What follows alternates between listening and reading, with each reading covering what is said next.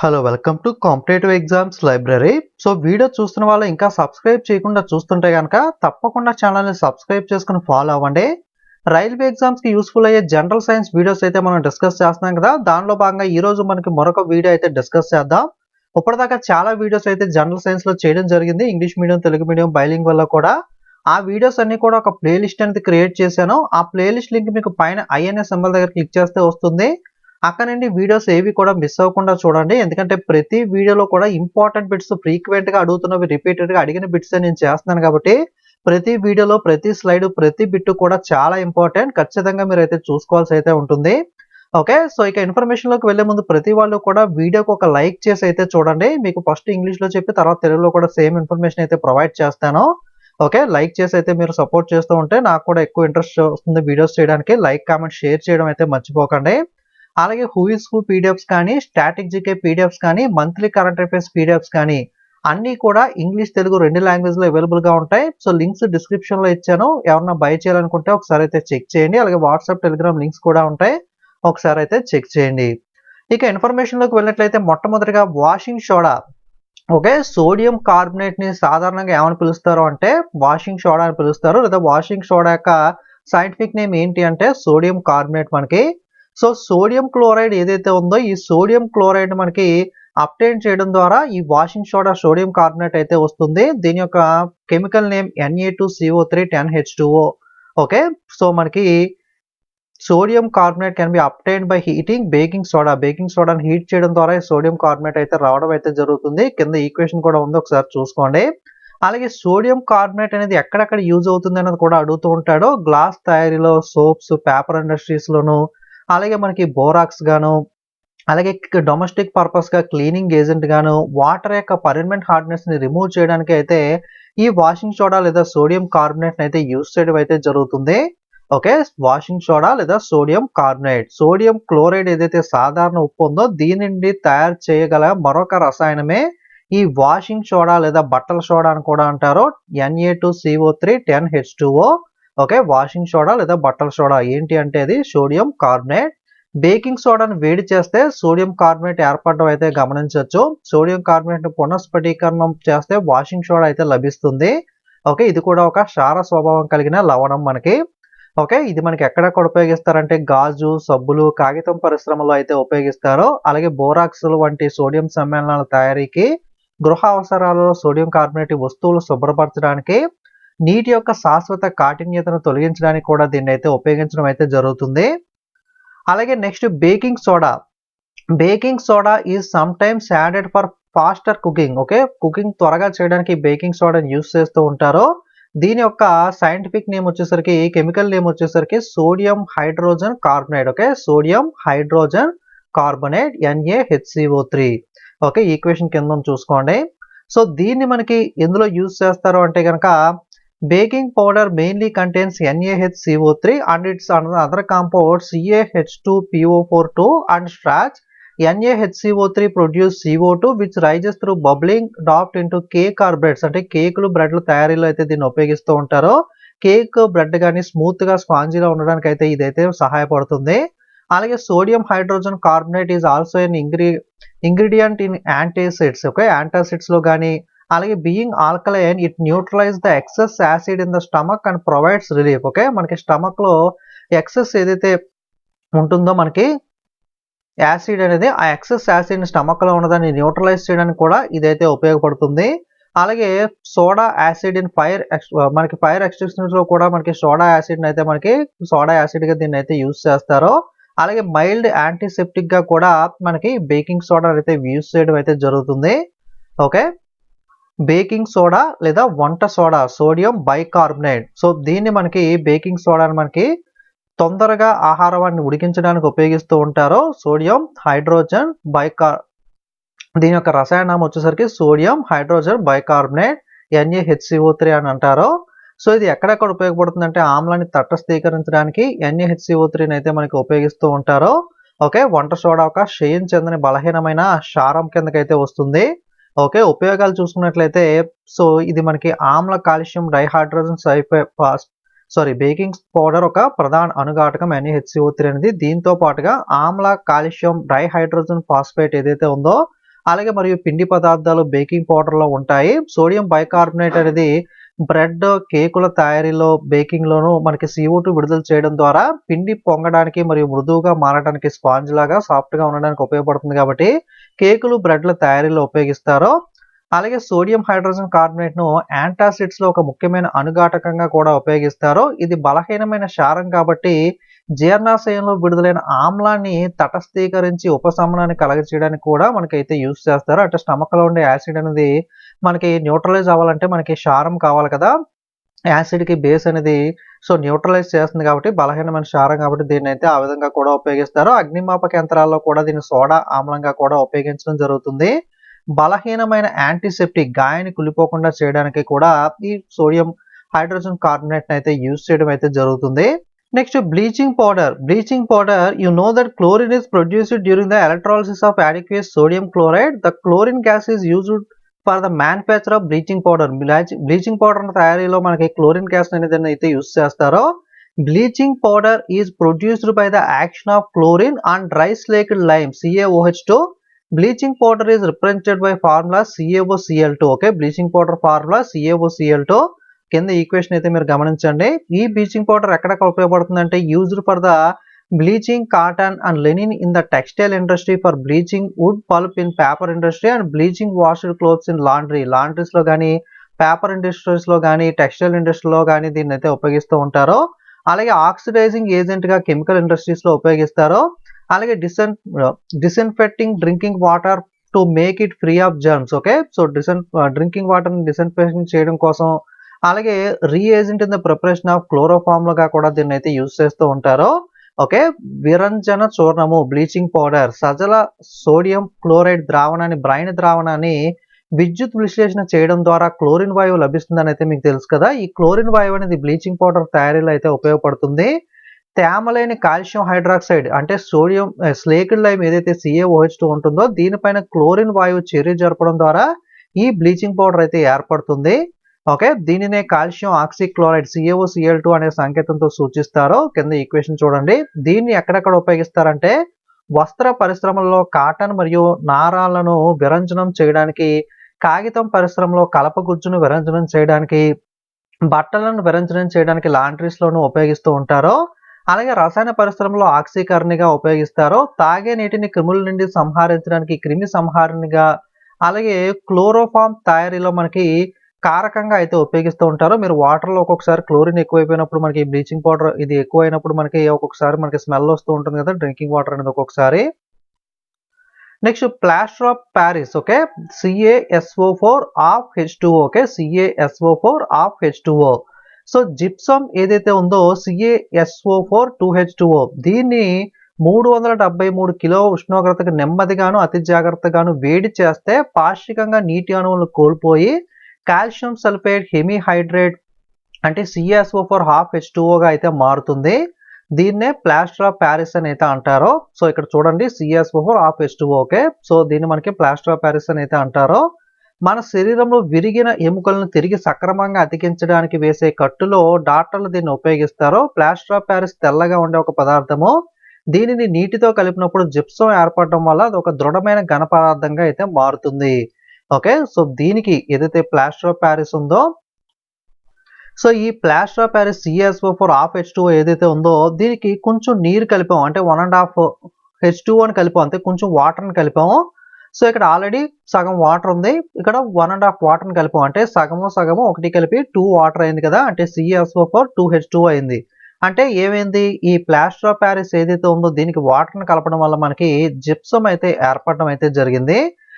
ఇదే జిప్సం మనకి వేడి చేస్తే ఏమవుతుంది, ఇందులో ఉన్న వాటర్ అనేది మనకి ఇంకిపోతుంది కదా, అంటే వాటర్ తగ్గిపోతుంది. అంటే మళ్ళీ ఇక్కడ ఏదైతే యాడ్ అయిన వాటర్ ఉంది తగ్గిపోతే మళ్ళీ ఏమవుతుంది, ప్లాస్టర్ ఆఫ్ ప్యారిస్ అవుతుంది. అంటే ప్లాస్టర్ ఆఫ్ ప్యారిస్ కి వాటర్ కలిపితే జిప్సం అవుతుంది. జిప్సం ని వేడి చేస్తే 373 కిలో ఉష్ణోగ్రతకు నెమ్మదిగాను జాగ్రత్తగా వేడి చేస్తుంది. మళ్ళీ అది ప్లాస్టర్ ఆఫ్ ప్యారిస్ కింద అయితే మనకి మారడం అయితే జరుగుతుంది.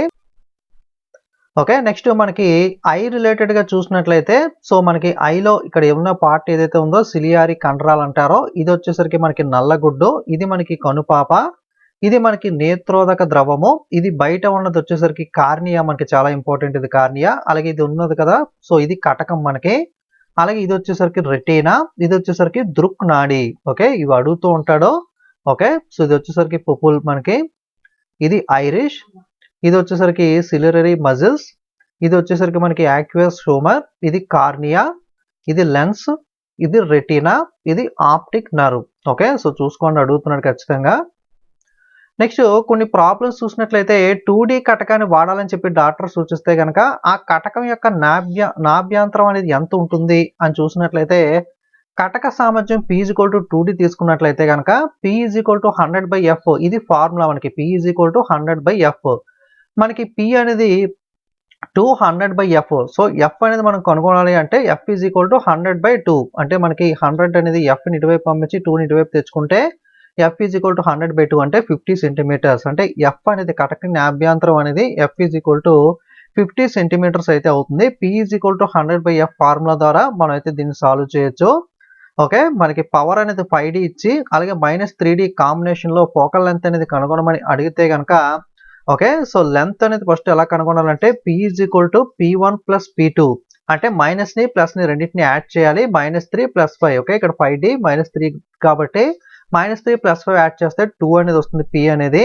ఓకే, సో ఇప్పుడు ఫార్ములా మనం ఇందాక చూసాం కదా, P = 100/F అనేది. ఇక్కడ P మనం కనుగొన్నాం కదా లెంత్ అనేది. సో ఇక్కడ డైరెక్ట్ గా 2D ఒకటే కాబట్టి డైరెక్ట్ గా మనకి ఇక్కడ P ప్లేస్ లో 2 అనేది తీసుకున్నాము. కానీ ఇక్కడ 2D ఒకటి కాదు కదా, రెండు పవర్స్ ఇచ్చారు. ఒకటి 5D -3D ఇలా ఇచ్చినప్పుడు మనం ఏం చేయాలంటే P1 + P2 చేసుకోవాలి. ఇది మైనస్ ప్లస్ కాబట్టి రెండింటిని చూసుకున్నట్లయితే 2 వస్తుంది. సో P = 2 కాబట్టి 2 = 100/F. సో Fని ఇటువైపు 2ని ఇటువైపు తెచ్చుకుంటే F = 100/2 అంటే 50 సెంటీమీటర్స్. సో ఈ విధంగా ఇటువంటి ప్రాబ్లమ్స్ ని మనం సాల్వ్ చేయాల్సి అయితే ఉంటుంది. సో నెక్స్ట్ మనకి తెల్లని కాంతి అనేది ఒక గాజు పటకం ద్వారా గనక మనం పంపించినట్లయితే వివిధ రంగులతో పోల్చి చూసినప్పుడు ఎరుపు రంగు అనేది విచలనం తక్కువగాను, ఊదా రంగు అనేది వైలెట్ అనేది విచలనం ఎక్కువగాను ఉండడం అయితే మనం గమనించవచ్చు. తెల్ల కాంతి వివిధ రంగులు విబ్జారుగా విడిపోవడాన్ని కాంతి విక్షేపణం అని అంటారు. సో ఈ తెల్లని కాంతి గాజు పటకంలో మనకి ప్రవేశపెట్టినప్పుడు ఈ విధంగా రంగులుగా విడిపోవడాన్ని ప్రాసెస్ ని మనం ఏమంటాం అంటే తెలుగులో కాంతి విక్షేపణం అని అయితే అంటారో. కలర్స్ తెలుసు కదా మనకి, విబ్జార్ అని అయితే అంటారో. సో ఎరుపు, నారింజ, పసుపు, ఆకుపచ్చ, నీలము, ముదురు నీలము, ఊదా రంగుగా అయితే విడిపోతాయి. అలాగే ఇందులో మనకి పోల్చి చూసినప్పుడు తక్కువగా విచలనం చెందేది ఏంటి అంటే ఎరుపు రంగు విచలనం తక్కువగాను, ఊదా రంగు విచలనం అనేది ఎక్కువగాను. అంటే ఎరుపు అనేది తక్కువగాను, ఊదా అనేది ఎక్కువగాను. అంటే విచలనం అనేది సో యాంగిల్ అనేది మీకు ఈ విధంగా ఎరుపు తక్కువగాను, ఊదా రంగు ఎక్కువగాను అయితే ఉంటుంది. దీన్నే మనకి కాంతి విక్షేపణము, డిస్పర్షన్ ఆఫ్ లైట్ అని అయితే పిలుస్తారు. ఓకే, మనకి యాంగిల్ ఆఫ్ డీవియేషన్ అనేది minimum for red. Angle of deviation అనేది చూసుకుంటే ఇక్కడ రెడ్ కి తక్కువగా ఉంది కదా. అలాగే మనకి వైలెట్ కి అయితే యాంగిల్ ఆఫ్ డీవియేషన్ అనేది వైలెట్ కి అయితే ఎక్కువగా ఉంది. ఓకే, కంపేర్ చేస్తే రెడ్ కి తక్కువగాను, యాంగిల్ ఆఫ్ డీవియేషన్ అనేది అదర్ కలర్స్ తో కంపేర్ చేస్తే వైలెట్ కి ఎక్కువగానే ఉంటుంది. The splitting of white light into different colours VIBGYOR, ఈ ప్రాసెస్ ని మనకి డిస్పర్షన్ అయితే మనకి పిలవడం అయితే జరుగుతుంది. ఓకే, సో కలర్స్ ఏంటి అంటే red, orange, yellow, green, blue, indigo, violet. Okay, VIBGYOR గుర్తుపెట్టుకోండి. విబ్జార్ ద్వారా మరియు కలర్స్ అనే వాటిని గుర్తుపెట్టుకోవచ్చు. నెక్స్ట్ న్యూలాండ్ అష్టమక నియమం, ఇది కూడా చాలా ఇంపార్టెంట్ మనకి. జాన్ న్యూలాండ్స్ మనకి బ్రిటిష్ శాస్త్రవేత్త 1865లో ఈ మూలకాలను వాటి పరమాణు భారాల ఆరోహణ క్రమంలో అమర్చినప్పుడు 7 గ్రూపులుగా ఏర్పడతాయని కనుగొన్నాడు. ఇలా ఏర్పడిన గ్రూపుల్లో ఉండే మూలకాలు ఒకే విధమైన రసాయన ధర్మాలను కలిగి ఉంటాయని, దీని ఆధారంగా ఆయన అష్టక నియమాన్ని అయితే ప్రతిపాదించాడు. అలాగే మూలకాలను వాటి పరమాణు భారాల ఆరోహణ క్రమంలో అమర్చినప్పుడు వాటి ధర్మాలు నిర్ణీత వ్యవధుల్లో పునరావృతం అవుతాయి. ఒక మూలకం నుండి మొదలు పెడితే ప్రతి 8వ మూలకం ధర్మాలు మొదటి మూలక ధర్మాలకి పోలి ఉంటాయి. ఓకే, దీన్నే న్యూలాండ్ అష్టక నియమం, లా ఆఫ్ ఆర్టోవేస్ అని అయితే అంటారు. ఓకే, ఒక మూలకం నుండి మొదలు పెడితే ప్రతి 8వ మూలకము వాటి యొక్క ధర్మాలు మొదటి మూలక ధర్మాలను పోలి ఉంటాయి. ఓకే, వరుసగా అమర్చినప్పుడు ప్రతి 8వ మూలకం ఫస్ట్ దాన్ని అయితే మనకి ధర్మాలకైతే మనకి కంపేర్ చేసినప్పుడు దానికిలా అయితే ఉండడం జరుగుతుంది. దీన్నే న్యూలాండ్ అష్టక నియమం అని అయితే అంటారు. ఓకే, న్యూలాండ్ మూలకాల పట్టిక ఇది. సో చూసుకోండి, ఈ టేబుల్ మీద కూడా క్వశ్చన్స్ అయితే అడుగుతూ ఉంటాడు. ఓకే, సో దేనికి సంబంధించి మనకి నెంబర్ ఎంత, మూలకంకి సంబంధించి, అలాగే మనకి ఈ 7 ఈ విధంగా సెట్ చేశారు కదా. సో ఇందులో ఏమేమి ఉంటాయి ఇవన్నీ కూడా ఈ పట్టిక బేస్ చేసుకుని కూడా క్వశ్చన్స్ అయితే అడుగుతూ ఉంటాడు. సో పట్టిక అనేది చూసుకోండి. నెక్స్ట్ ఆవర్తన ధర్మం చూసుకున్నట్లయితే అంటే మనకి వ్యాలెన్సీ అనేది గ్రూపుల్లో పైనుంచి కిందకి వెళ్లే కొలది ఏమవుతుంది అంటే మారదు. పైనుండి కిందకి వెళ్లే కొలది మారదు. పీరియడ్లలో ఏమవుతుంది, ఎడమ నుంచి కుడికి వెళ్ళే కొలది 1 నుండి 4 వరకు పెరిగి తిరిగి 0కు తగ్గుతుంది. అలాగే పరమాణు వ్యాసార్థం ఏమవుతుంది, గ్రూపుల్లో పైనుంచి కిందకు వచ్చే కొలది పెరుగుతుంది. పీరియడ్లలో ఎడమ నుంచి కుడికి వెళ్ళే కొలది తగ్గుతుంది. అయనీకరణ శక్తి గ్రూపుల్లో పైనుంచి కిందకు వచ్చేటప్పటికి తగ్గుతుంది. ధన విద్యుతాత్మక పైనుంచి కిందకు వచ్చేటప్పటికి పెరుగుతుంది. రుణ విద్యుతాత్మక గ్రూపుల్లో పైనుంచి కిందకు వచ్చేటప్పుడు తగ్గుతుంది. లోహ స్వభావం పైనుంచి కిందకు వచ్చేటప్పుడు గ్రూపుల్లో పెరుగుతుంది. అలోహ స్వభావం గ్రూపుల్లో పైనుంచి కిందకు వచ్చేటప్పటికి తగ్గుతుంది. ఎలక్ట్రానిక్ ఎఫినిటీ అనేది గ్రూపుల్లో పైనుంచి కిందకు వచ్చేటప్పుడు తగ్గుతుంది. అదే విధంగా పీరియడ్లలో అయనీకరణ శక్తి అనేది ఎడమ నుంచి కుడికి వచ్చేసరికి సాధారణంగా పెరుగుతుంది. ధన విద్యుతాత్మక తగ్గుతుంది. రుణ విద్యుతాత్మక పెరుగుతుంది. లోహ స్వభావం తగ్గుతుంది. అలోహ స్వభావం పెరుగుతుంది. ఎలక్ట్రానిక్ ఎఫినిటీ అనేది పెరుగుతుంది. సో దీన్ని బేస్ చేసుకుని టేబుల్ని మనకి క్వశ్చన్స్ అయితే అడుగుతూ ఉంటాడో. ఫర్ ఎగ్జాంపుల్ పరమాణు వ్యాసార్థం అనేది గ్రూపుల్లో పైనుంచి కిందకు వచ్చే కొలది పెరుగుతుందా, తగ్గుతుందా, చేంజ్ అవుదా, యథావిధిగా ఉంటుందా, ఇలా ఆప్షన్స్ అనేది ఇస్తాడు. సో దీన్ని బట్టి మీరు ఆన్సర్ చేయాల్సి అయితే ఉంటుంది. ఓకే, ఇప్పుడు ఇంగ్లీష్లో చూద్దాం. పీరియాడిక్ ప్రాపర్టీ అనేది గ్రూప్స్లో టాప్ టు బాటమ్కి వెళ్ళే కొలది ట్రెండ్ అనేది ఎలా ఉంటుందంటే వ్యాలెన్సీలో సేమ్గా ఉంటుంది అన్ని ఎలిమెంట్స్కి. అటామిక్ రేడియస్ అనేది ఇంక్రీజ్ అవుతుంది. అయనైజేషన్ ఎనర్జీ డిక్రీజ్ అవుతుంది. ఎలక్ట్రానిక్ ఎఫినిటీ అనేది కూడా డిక్రీజ్ అవుతుంది. ఎలక్ట్రోనెగటివిటీ అనేది డిక్రీజ్ అవుతుంది. అలాగే నాన్ మెటాలిక్ నేచర్ అనేది కూడా డిక్రీజ్ అవుతుంది. అంటే మనకి ఇందులో ionisation energy, electron affinity, electronegativity, okay, అలాగే నాన్ మెటాలిక్ నేచర్ ఇవన్నీ కూడా డిక్రీజ్ అవుతాయి. Atomic radius, electro positivity, metallic nature ఇవి మనకి ఇంక్రీజ్ అయితే అవడం జరుగుతుంది. ఓకే, సో ఇంక్రీజ్ అవేవి, డిక్రీజ్ అవేవి ఈ విధంగా ఐడెంటిఫై చేసుకుని డిఫరెంట్గా చదువుకోండి. అలాగే పీరియడ్లలో లెఫ్ట్ నుండి రైట్కి వెళ్ళే కొలది వ్యాలెన్సీ అనేది 1 నుండి 4 దాకా ఇంక్రీజ్ అయ్యి తర్వాత మళ్ళీ 0కి డిక్రీజ్ అవుతుంది. అలాగే మనకి అటామిక్ రేడియస్ అనేది డిక్రీజ్ అవుతుంది. అలాగే మనకి ఎలక్ట్రో పాజిటివిటీ అనేది డిక్రీజ్ అవుతుంది. మెటాలిక్ నేచర్ అనేది అయితే మనకి డిక్రీజ్ అవుతుంది. సో మిగతావి ఏవైతే ఉంటాయో అయనైజేషన్ ఎనర్జీ అనేది ఇనీషియల్గా జనరల్గా ఇంక్రీజ్ అవుతుంది. ఎలక్ట్రాన్ ఎఫినిటీ కూడా ఇంక్రీజ్ అవుతుంది. ఎలక్ట్రాన్ నెగటివిటీ కూడా ఇంక్రీజ్ అవుతుంది. నాన్ మెటాలిక్ నేచర్ అనేది కూడా ఇంక్రీజ్ అవ్వడం అయితే జరుగుతుంది. నెక్స్ట్ ఈ ఫార్ములాస్ అనేవి చాలా ఇంపార్టెంట్. ఆల్కేన్ యొక్క అణు ఫార్ములా అనేది చాలా రిపీటెడ్గా అడుగుతూ ఉంటాడు. మీథేన్, ఓకే, ఈ ఆల్కేన్, ఆల్కైన్, ఆల్కిన్ చాలా దగ్గరగా ఉంటాయి.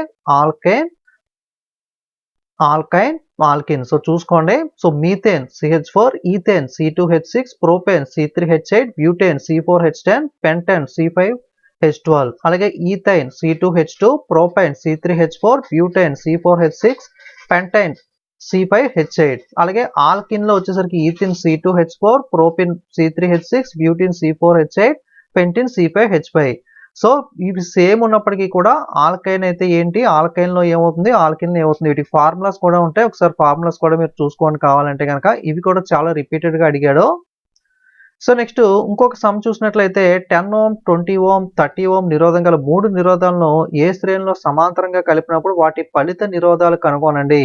Okay, R is equal to 10 ohm, R2 is equal to 20 ohm, R3 is equal to 30 ohm. So వీటిని మనం శ్రేణిలో కలిపినప్పుడు ఫలిత నిరోధం అనేది R is equal to R1 plus R2 plus R3 అయితే ఉంటుంది. అంటే ఈ జస్ట్ మూడింటిని యాడ్ చేస్తే సరిపోతుంది. శ్రేణిలో కలిపినప్పుడు ఫలిత నిరోధం కనుగొనడానికి 60 ఓం అయితే అవుతుంది. 10 plus 20 plus 30 ఇచ్చాడు కాబట్టి జస్ట్ శ్రేణిలో కలిపినప్పుడు ఫలిత నిరోధం అంటే మూడింటిని యాడ్ చేసేస్తే సరిపోతుంది. సమాంతరంగా కలిపినప్పుడు ఫలిత నిరోధం అంటే కనుక 1/R is equal to 1/R plus R1 plus 1/R2 plus 1/R3 అవుతుంది. అంటే 1/10, 1/20, 1/30. దీనికి మనకి ఎల్సిఎం ఇవన్నీ ఫైండ్ అవుట్ చేస్తే 11/60. అంటే పాయింట్స్ లో చూస్తే R is equal to 5.5 ఓం కింద అయితే రావడం జరుగుతుంది. Okay, 3 resistors 10 ohm, 20 ohm, 30 ohm are connected in the series and parallel. Find the resultant resistance in the circuit. Okay, so మనకి ఈ 10 ఓం, 20 ఓం, 30 ఓం ని మనకి రెసిస్టర్స్ ఏవైతే మూడింటిని సిరీస్ గాను ప్యారలల్ గాను కలిపినప్పుడు అయితే వాటి యొక్క రెసిస్టెన్స్ అనేది సర్క్యూట్ లో ఎంత ఉంటుంది అని అడిగారు. సో గివెన్ మనకి ఇచ్చిన డేటా ఏంటి, circuit R1 is equal to 10 ohm, R2 is equal to 20 ohm, R3 is equal to 30 ohm అయితే ఇచ్చారు. ఇప్పుడు వీటిని సిరీస్ లో కలిపితే కనుక రెసిస్టెన్స్ ఎంత ఉంటుంది అంటే R is equal to R1 plus R2 plus R3. అంటే మనకి సిరీస్ ఇచ్చినప్పుడు జస్ట్ కలిపేస్తే సరిపోతుంది మూడింటిని. 10 plus 20 plus 30 60 ఓం అవుతుంది. అలాగే ప్యారలల్ గా ఇచ్చినప్పుడు అయితే 1/R1 plus 1/R2 plus 1/R3 అవుతుంది. ఫార్ములాస్ గుర్తుపెట్టుకోండి. సో జస్ట్ మూడింటికి ఎల్సిఎం ఫైండ్ అవుట్ చేస్తే 11/60 అంటే 5.5 ఓం అయితే అవుతుంది. సో ఇది ప్యారలల్ గా కలిపినప్పుడు 1 వస్తుంది. డైరెక్ట్ గా సిరీస్ అయితే కనుక జస్ట్ మనకి మూడింటిని యాడ్ చేస్తే సరిపోతుంది. సేమ్ ప్రాబ్లం ఇచ్చినప్పుడు యాజ్ ఇట్ ఈస్ గా అయితే మీరు చేయొచ్చు. సిరీస్ ప్యారలల్ గుర్తుపెట్టుకోండి.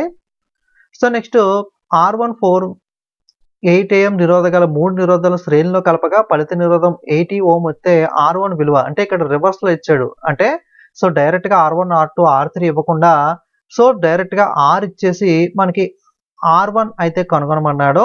సో మనకి R1 కనుగొనాలి. సో R1 4 ఓం అండ్ 8 ఓం అంటే R1 ఇవ్వలేదు. ఇక్కడ 4 ఓం ఇచ్చాడు, 8 ఓం ఇచ్చాడు. 3 నిరోధాలను శ్రేణిలో కలపగా శ్రేణిలో కలిపినప్పుడు ఏంటి మనకి ఫార్ములా శ్రేణిలో కలిపినప్పుడు జస్ట్ యాడ్ చేసేయాలి కదా. సో మనకి ఇక్కడ శ్రేణిలో కలపగా ఫలిత నిరోధం అనేది 20 ఓం అయితే సో ఫలిత నిరోధం ఎంత డైరెక్ట్‌గా ఆన్సర్ ఇచ్చేసాడు. ఇచ్చేసి ఇక్కడ మనకి R1 కనుగొనమన్నాడు. జస్ట్ ఏం చేస్తాం మనం ఈక్వేషన్ సాల్వింగ్ ఉంటుంది కదా. ఇది 8 + 4 12 R1 + 12 సో R1 20ని మనకి ఈ 12ని ఇటువైపు తీసుకొచ్చేస్తే 20 - 12 అనేది 8 ఓం అంటే R1 అనేది 8 ఓం. ఆ విధంగా మీకు ఈ R R1 + R2 + R3 అంటే శ్రేణిలో కలిపినప్పుడు మనకి సో ఏదైతే ఉంటుందో అంటే శ్రేణిలో కలిపినప్పుడు అంటే మనకి సిరీస్‌లో కలిసినప్పుడు మనకి ఏదైతే ఉందో ఈ R R1 + R2 + R3 formula ప్యారలల్‌లో కలిపినప్పుడు 1/R 1/R1 R2 R3 okay. Just 2 formulas గుర్తుపెట్టుకోండి. సిరీస్ అయితే R R1 + R2 + R3 parallel అయితే 1/R R1/1/R2 1/R3 మీకు ఇందులో R కనుగొనమని అడగొచ్చు లేదా మీకు R ఇచ్చేసి R2 ఇచ్చేసి R1 కనుగొనమనొచ్చు. సో ఎలా అడిగినా సరే ఏది మిస్ చేసినా సరే మీరు జస్ట్ ఈక్వేషన్ సాల్వింగ్ ద్వారా మీరు ఈ విధంగా మీకు ఎలా ఇచ్చినా సరే కనుగొనొచ్చు. ఓకే. అలాగే ఇంకొక సమ్ చూసినట్లయితే R1 మరియు 12 ఓం నిరోధం కల 2 నిరోధాలను సమాంతరంగా కలిపినప్పుడు ఫలిత నిరోధం 3 ఓం అయితే గనక R1 కనుగొనండి. సో ఇక్కడ సమాంతరంగా కలిపినప్పుడు అంటే మనకి ప్యారలల్‌గా కలిపినప్పుడు మనకి అడుగుతున్నాడు. సో ఇక్కడ మనకు R ఇచ్చేసాడు 1/3 1/R1 + R2 ఇక్కడ రెండే ఇచ్చాడు రెండిటిని కలిపాడు కాబట్టి R3 లేదు 1/R1 + R12 అంటే 1/R1 1/3 - 1/12 అంటే జస్ట్ మనకి 1/12 అని మనకి ఇటువైపు పంపించేస్తాం మైనస్ అవుతుంది. సో ఈక్వేషన్ మనకి ఎల్సిఎం సాల్వ్ చేస్తే 3/12 అంటే క్యాన్సిలేషన్ చేస్తే 3 4 12 1/4 సో 1/R 1/4 కాబట్టి 1/R 1/4 అంటే R1 ఎంత అవుతుంది మనకి R1 అనేది 4 ఓం అయితే అవుతుంది. సో 4 ఓం అనేది అయితే ఆన్సర్ అవుతుంది. సో ఈ విధంగా మీరు ఎలా ఇచ్చినా సరే సాల్వ్ చేసే విధంగా కొన్ని ప్రాబ్లమ్స్ చూసుకోండి. ఎక్కువగా రిపీటెడ్ గా అడిగేది ఇవి లాస్ట్ టైం మనకి. నెక్స్ట్ పక్కనున్న వలయాన్ని పరిశీలించి వలయంలో ఫలిత నిరోధాన్ని కనుగొనండి అంటే ఈ విధంగా పిక్చర్స్ అనేవి ఇచ్చి దీంట్లో ఫలిత నిరోధాన్ని కనుగొనండి అని చెప్పి అయితే అడుగుతున్నారు. ఇక్కడ మీకు ఏమి ఇచ్చాడు R1 4 ఓం ఇచ్చాడు. దీన్ని ఈ విధంగా కలిపాడు. ఇక్కడ మనకి 7 ఓం ఉంది, ఇక్కడ 4 ఓం ఉంది, ఇక్కడ 12 ఓం ఉంది. ఓకే. సో దీన్ని మనకి చూసినట్లయితే R1 4 ఓం, R2 12. ఇక్కడ ఏంటి అంటే మనకి ఇక్కడ R1 ని సో మనకి దీన్ని ఏదైతే R2 ఉందో రెండింటిని ఎలా కలిపాడు సమాంతరంగా అంటే ఇంగ్లీష్ లో ప్యారలల్ గా కలిపాడు. ప్యారలల్ అంటే ఇలా ఉంటాయి కదా. సో ఈ రెండింటిని ప్యారలల్ గా కలిపాడు. సో ఈ రెండింటిని బట్టి మనం ఒకటి కనుగొని దాన్ని మనకి 7 తో యాడ్ చేయాల్సి అయితే ఉంటుంది. ఫస్ట్ మనకి R1 4 R2 12 ఓం ఏదైతే ఉంటుందో దీనికి సమాంతరంగా ప్యారలల్ గా కలిపాడు కాబట్టి ఫలిత నిరోధం ఏమవుతుంది అంటే RP R1 into R2 by R1 plus R2 అయితే అవుతుంది. So R1 into R2 by R1 plus R2 okay. So ఫలిత నిరోధం ఎప్పుడైతే ఈ విధంగా సమాంతరంగా కలిపాడో ఆ విధంగా ఫార్ములా అవుతుంది. 4 into 12 by 4 plus 12 48 by 16 solve చేస్తే 3 ఓం వస్తుంది. సో ఇప్పుడు మనకి ఈ R1 R2 RP ని శ్రేణిలో కలపడం జరుగుతుంది. కాబట్టి ఇప్పుడు ఫలిత నిరోధం ఏమవుతుందంటే ఈ రెండింటిని ఆల్రెడీ మనం సాల్వ్ చేసి మనం 3 అనేది లెక్కించాం కదా. ఈ 3కి 7 యాడ్ చేసేస్తే సరిపోతుంది డైరెక్ట్ గా. సో 10 ఓం అయితే అవుతుంది. సో సమాంతరంగా కలిపినప్పుడు ఏంటి మనకి ఫార్ములా మనకి జస్ట్ సిరీస్ లో కలిపినప్పుడు యాడ్ చేసేస్తే సరిపోతుంది కదా. సో దాన్ని మనకి యాడ్ చేసేస్తాం అనమాట. ఓకే. సో చూడండి ఇంగ్లీష్ లో చెప్తున్నాను. Observe the given circuit and calculate the resultant resistance. Okay.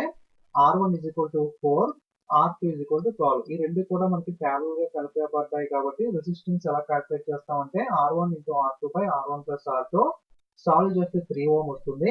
ఇప్పుడు 3 ఓం ని 7 ని మనకి సిరీస్ గా ఉన్నాయి కాబట్టి RP connected to R3 so ఈ రెండింటిని సాల్వ్ చేస్తే వచ్చిందని RP అనుకున్నాం కదా మనం.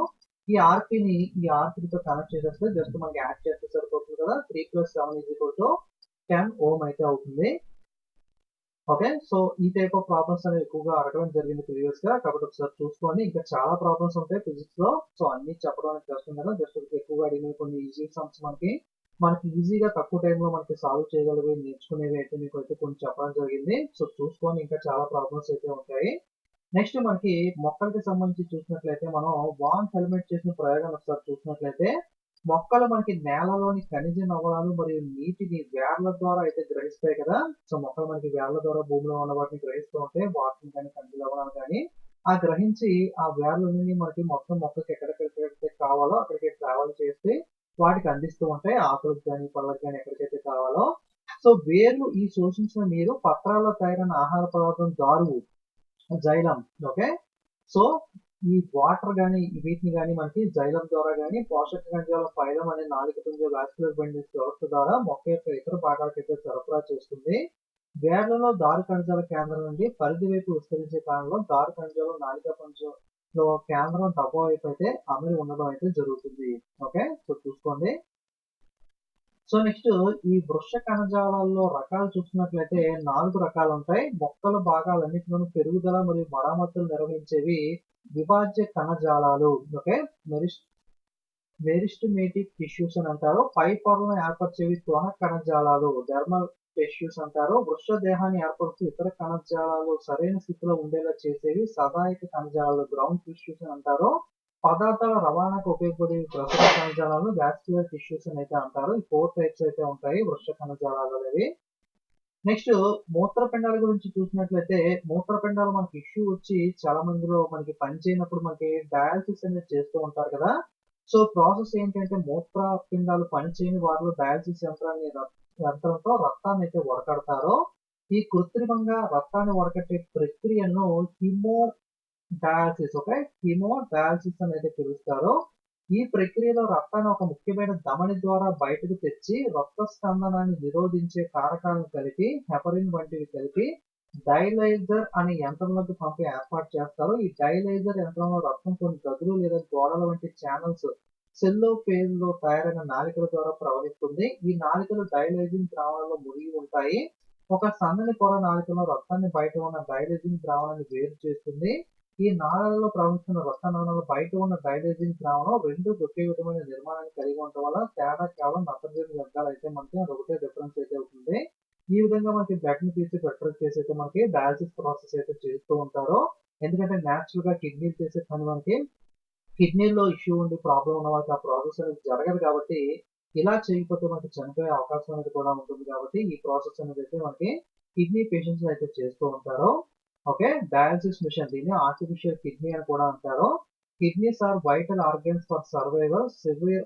Several factors like infections, injury, very high blood pressure, very high blood sugar or restricted blood flows to kidney.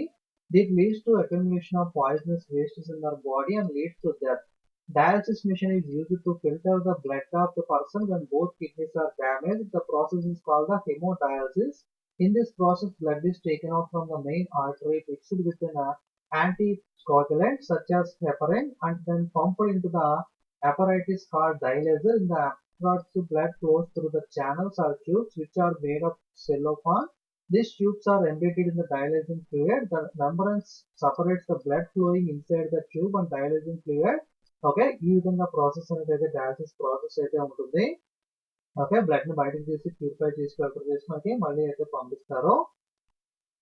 Next మనకి విసర్జక అవయవాల ఎక్స్క్రిటరీ ఆర్గాన్స్ గురించి ఆల్రెడీ మనం ప్రీవియస్ వీడియో చూసాం కాబట్టి కొంచెం డీటెయిల్ గా అయితే వీటి గురించి చెప్పలేదు. మనం జస్ట్ ఊపిరితిత్తులు, లంగ్స్, చర్మం, స్కిన్, కాలేయము, పెద్ద ప్రేగు, లార్జ్ ఇంటెస్టైన్ 4 విసర్జక అవయవాల ఎక్స్క్రిటరీ ఆర్గాన్స్ అని చెప్పుకున్నాం. కానీ ఇప్పుడు కొంచెం డీటెయిల్ గా ఒకసారి చూసినట్లయితే మొట్టమొదటిగా లంగ్స్. ఇవి ఏం చేస్తాయి అంటే in respiratory process lungs remove the carbon dioxide and water. శ్వాసక్రియలో మనం ఏం చేస్తాం ఆక్సిజన్ పీల్చుకుని కార్బన్ డైఆక్సైడ్ అయితే వదిలేస్తాం కదా. అది కూడా వ్యర్థం కింద లెక్క కదా. మొక్కలు కెరంజన్ సమక్రియ ఫోటోసింథసిస్ లో ఏం చేస్తాయి కార్బన్ డైఆక్సైడ్ పీల్చుకుని ఆక్సిజన్ వ్యర్థ పదార్థంగా వదిలేస్తాయి. మొక్కలకి ఆక్సిజన్ అనేది వ్యర్థ పదార్థం, దానికి అవసరం లేదు, దానికి కార్బన్ డైఆక్సైడ్ కావాలి. మనకి ఆక్సిజన్ కావాలి, కార్బన్ డైఆక్సైడ్ అవసరం లేదు కాబట్టి ఆక్సిజన్ పీల్చుకుని కార్బన్ డైఆక్సైడ్ వదిలేస్తాం. కార్బన్ డైఆక్సైడ్ మరియు నీటి ఆవిరి వంటి వ్యర్థ పదార్థాలను ఊపిరితిత్తులు అయితే మనకి ఈ లంగ్స్ ద్వారా బయటికి అయితే పంపిస్తూ ఉంటాయి కాబట్టి ఇది మనకి వన్ ఆఫ్ ద మనకి విసర్జక అవయవం కింద అయితే పరిగణిస్తాము. అలాగే నెక్స్ట్ స్కిన్ చెమట ద్వారా అంటే it consist of large number of sweat glands richly supplied with blood capillaries from which they extract sweat and some metabolic wastes. Since the skin sends out plenty of water and small amount of salt, it serves as the excretory organ. Sebaceous gland is skin eliminates sebum and it contain wax, sucrose, hydrocarbons and fatty acids. చర్మం అసంఖ్యాకమైన శ్వేత గ్రంథులు కలిగి ఉంటుంది. వాటి చుట్టూ అనేక రక్త కేశ నాళికలు అయితే ఉంటాయి. శ్వేత గ్రంథుల రక్తం నుండి నీరు మరియు జీవక్రియ ఉత్పన్నాల వ్యర్థాలను సంగ్రహిస్తాయి. ఇలా శరీరంలో అధికంగా ఉన్న నీటిని, అతి తక్కువ మోతాదులో లవణాలను, చెమట బయటికి పంపడం అయితే జరుగుతుంది. కాబట్టి స్కిన్, చర్మం కూడా వన్ ఆఫ్ ద విసర్జక అవయవంగా మనం పరిగణిస్తాము. Next liver. సో లివర్ వచ్చేసరికి produce bile pigments, bilirubin and urochrome which are metabolic wastes of haemoglobin of dead RBCs. మనకి ఎర్ర రక్త కణాలు చచ్చిపోయినప్పుడు మనకి లివర్ లో అయితే చనిపోతూ ఉంటాయి దగ్గరలో. సో ద లైఫ్ స్పాన్ వచ్చేసరికి ఆర్బిసికి 120 డేస్ ఉంటుంది కదా. ఇవి లివర్ లో డిస్ట్రాయ్ అయినప్పుడు urochrome is eliminated through urine. Urochrome అనేది యూరిన్ ద్వారా ఎలిమినేట్ అవుతుంది. బెలి వెర్జిన్ అండ్ బిలిరుబిన్ అనేవి మనకి excreted through bile along with the cholesterol and derivatives of steroid hormones, extra drug vitamins and alkaline salts. Liver is involved in urea formation. So ఎర్ర రక్త కణాల జీవితకాలం 120 రోజుల తర్వాత వాటి లైఫ్ స్పాన్ అయిపోయిన తర్వాత కాలేయంలో అవి విచ్ఛిన్నం అవుతాయి కదా. ఎర్ర రక్త కణాలు విచ్ఛిన్నం అయినప్పుడు హిమోగ్లోబిన్ నుండి బిలిరుబిన్, బిలివర్జిన్, యూరోక్రోమ్ అనే పైత్యరస వర్ణకాలు తయారవుతాయి. యూరోక్రోమ్ మూత్రం ద్వారా విసర్జించబడుతుంది. పిత్తాశయంలో పైత్యరస వ్యర్థాలు నిల్వ ఉండి తర్వాత పైత్యరసంతో పాటుగా కొలెస్ట్రాల్, స్టెరాయిడ్ హార్మోన్లు, మందులు, వైటమిన్లు, క్షార లవణాలు మొదలైన వాటితో పాటుగా మూత్రం ద్వారా బయటకు విసర్జించబడతాయి. యూరియా తయారీలో కాలేయం ప్రముఖ పాత్ర అయితే వహించడం జరుగుతుంది. సో కాబట్టి లివర్ కూడా వన్ ఆఫ్ ద విసర్జక అవయవం, ఎక్స్క్రిటరీ ఆర్గాన్ గా మనం చెప్తాము. నెక్స్ట్ లార్జ్ ఇంటెస్టైన్, పెద్ద పేగు. Excess salts of calcium, magnesium, iron are excreted by the epithelial cells of colon, large intestine for elimination along with the feces. Small amount of nitrogenous waste is also eliminated through the saliva and tears.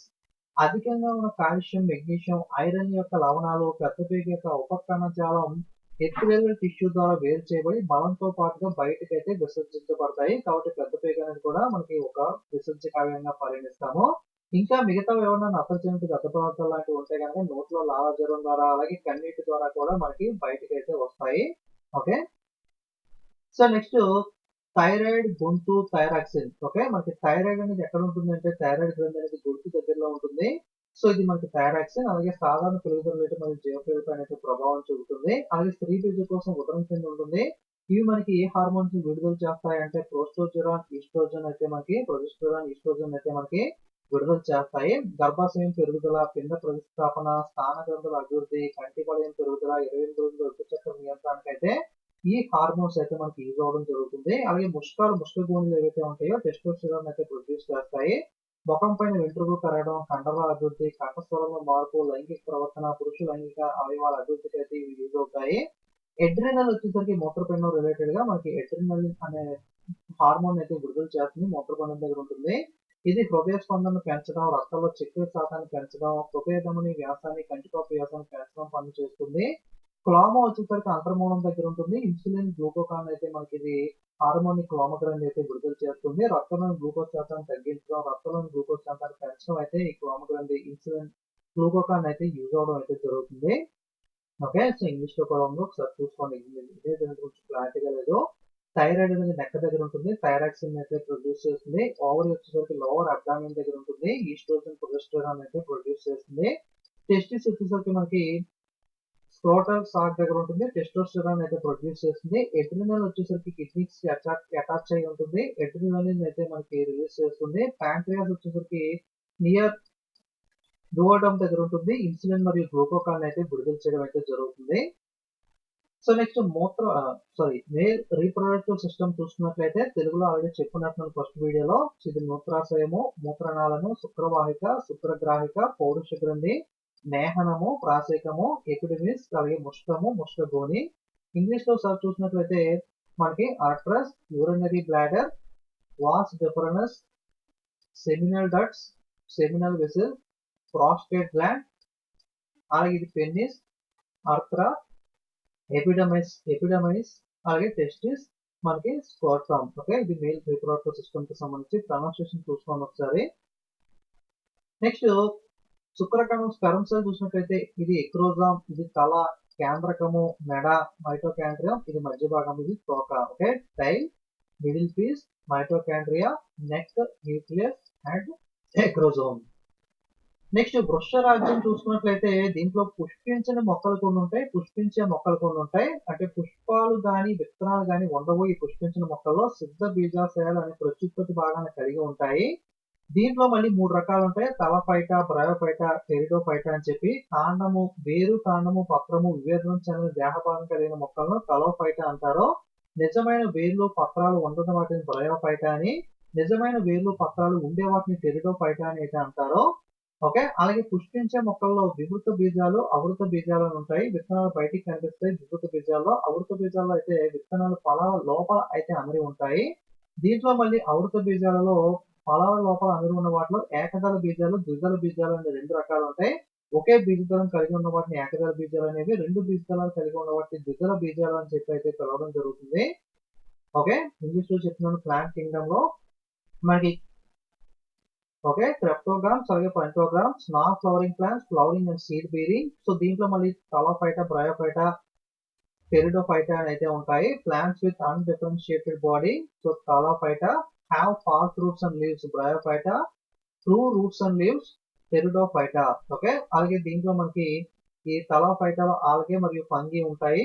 So next దీంట్లో చూసినట్లయితే మనకి gymnosperms అలాగే ఎగ్నోస్పర్స్ ఉంటాయి. Naked seeds అలాగే seeds in fruit. Okay, దీంట్లో మళ్ళీ monocot seeds with single కాటిలాండ్ and డైకోట్ seeds with 2 కాటిలాండ్. So ఈ విధంగా అయితే మనకి ఈ ప్లాంట్ కింగ్డమ్ అయితే డివైడ్ చేయబడి అయితే ఉంటుంది. సో ఇది ఆల్రెడీ చూసాం కదా మనకి.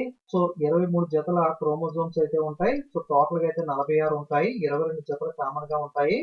సో మనకి 22 జతలు ఏవైతే ఉంటాయో వాటిని మనకి ఆటోజోమ్స్ అని అయితే అంటారో. ఆ ఒక్కటే డిఫరెన్స్ కదా, మనకి మేల్ లో XY, ఫీమేల్ లో XX అని ఉంటుంది. 22 జతలు కామన్ గా ఉంటే 23వ జత ఆ దాన్ని సెక్స్ క్రోమోజోమ్ లేదా అలోజోమ్స్ అని అయితే అంటారు. ఓకే, చాలా సార్లు చెప్తున్నానంటే ఇది ఇంపార్టెంట్ కాబట్టి చెప్తున్నాను. రిపీటెడ్ గా అడుగుతుంది, అడిగే అవకాశం ఉంది కాబట్టి. సో ఇది మనకి జనరల్ సైన్స్ లో భాగంగా మరొక వీడియో అనేది. సో నెక్స్ట్ మరికొన్ని వీడియోస్ అనేవి అయితే అప్కమింగ్ అప్లోడ్ చేయడానికి అయితే ట్రై చేస్తాను. సో మీరు మాత్రం నాకు చేసిన హెల్ప్ వల్ల ఒకటే, వీడియో చూస్తున్న ప్రతి వాళ్ళు వీడియోకి లైక్ చేయడం మర్చిపోకండి. ఏదో ఒక కామెంట్ చేయండి. అలాగే Facebook, WhatsApp, Telegram, social media groups లో, ఎడ్యుకేషనల్ గ్రూప్స్ లో మన వీడియోస్ ని షేర్ చేసే ప్రయత్నం చేయండి. ఇంకా సబ్స్క్రైబ్ చేయకుండా చూస్తుంటే కనుక తప్పకుండా ఛానల్ ని సబ్స్క్రైబ్ చేసుకుని ఫాలో అవ్వండి. అలాగే వాట్సాప్, టెలిగ్రామ్ లింక్స్ డిస్క్రిప్షన్ లో ఇచ్చాను. అలాగే పీడిఎఫ్స్ కావాలన్నా లింక్ డిస్క్రిప్షన్ లో ఉంటే ఒకసారి అయితే చెక్ చేయండి. Okay, thank you.